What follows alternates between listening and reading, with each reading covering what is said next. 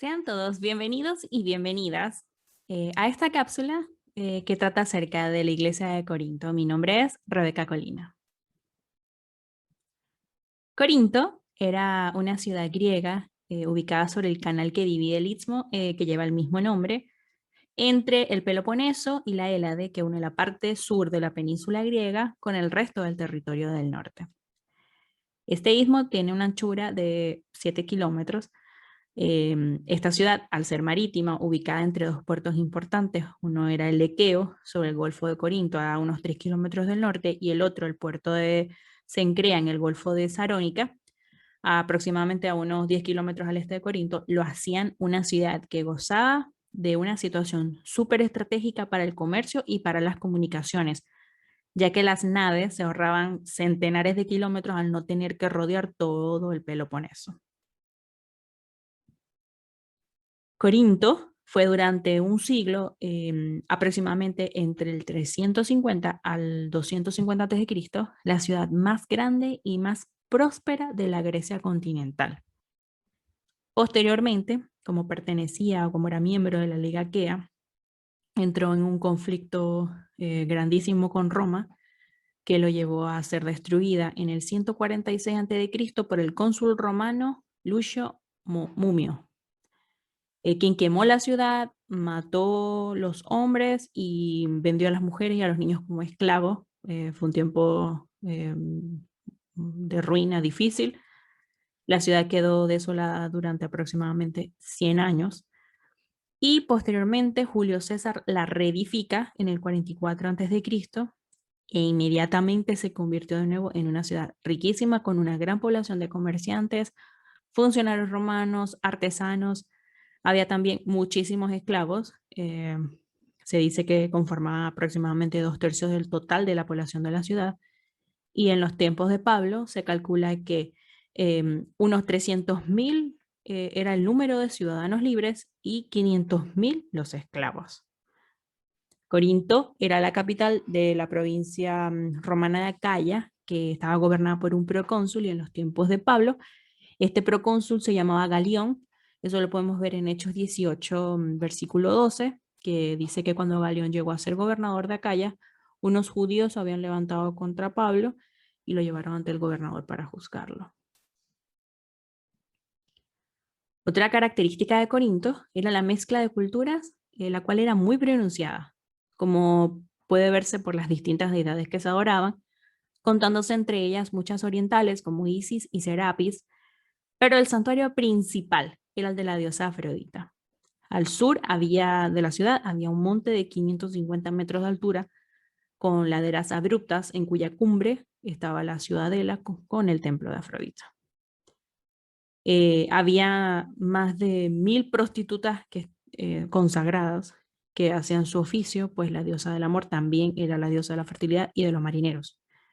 Es probable que la prostitución ocurriera en la ciudad y no precisamente en la Acrópolis, ya que las dimensiones del templo no eran lo suficientemente grandes como para tener tanto número de personas. Sin embargo, todas estas características le dieron a Corinto la fama a partir de la promiscuidad que ahí se daba. Y tanto era así que, bueno, habían expresiones como la de Corintia, que era como equivalente de mujer de malas costumbres, y ser un corintio era como equivalente a ser libertino, borracho. De hecho, se acuñó el término corintizar también para designar como la manera licenciosa de vivir de los habitantes. Aunque la ciudad restaurada en la época de Pablo era romana, los habitantes continuaban adorando a los dioses griegos. Al oeste del camino del Equeo y al norte del Ágora se elevaba un antiguo templo de Apolo. Es probable que este fue destruido en esa destrucción de Lucio Mumio en el 146 a.C., pero aún se conservan 7 de las 38 columnas originales, como podemos ver en la imagen. Sobre el costado oriental del camino se encontraba el altar a Apolo. En la ciudad también había altares a Hermes, Poseidón, Hércules y Atenea.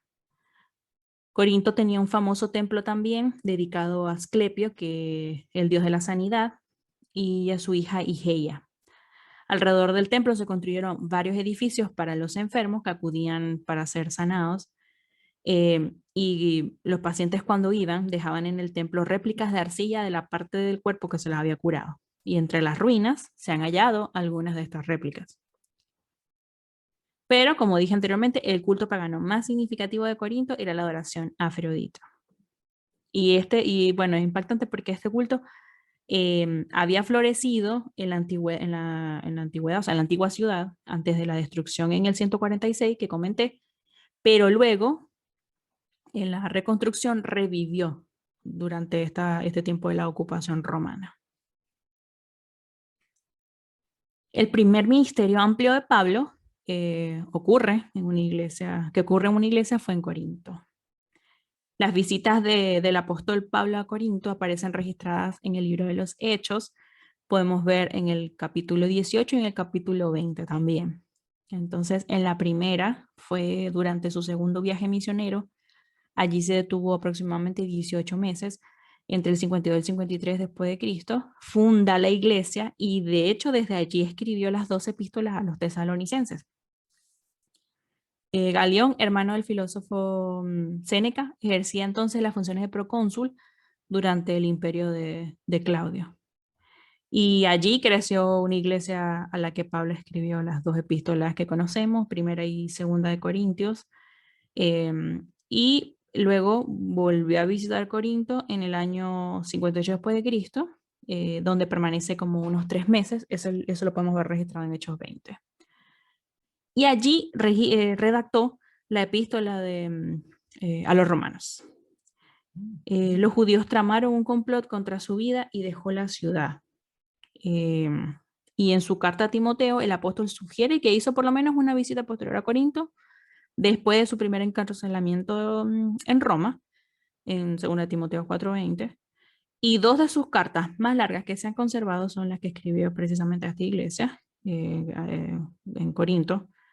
Y también podemos como destacar algunos líderes que se asocian a Corinto, que son Aquila, Priscila, Timoteo, Tito, Silas y Apolo, que trabajó de una manera exitosa en esta iglesia. También lo podemos ver ahí en el capítulo 18 de Hechos.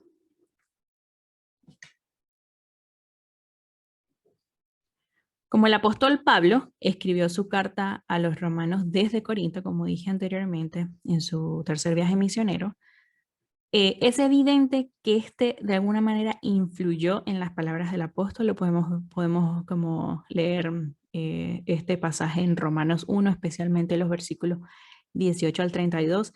Y si analizamos como profundamente cada uno de estos temas que Pablo trata, podemos como que llegar a la conclusión de que estos temas son más o menos los temas que hemos dicho anteriormente que eran parte de la cultura de esta ciudad de Corinto.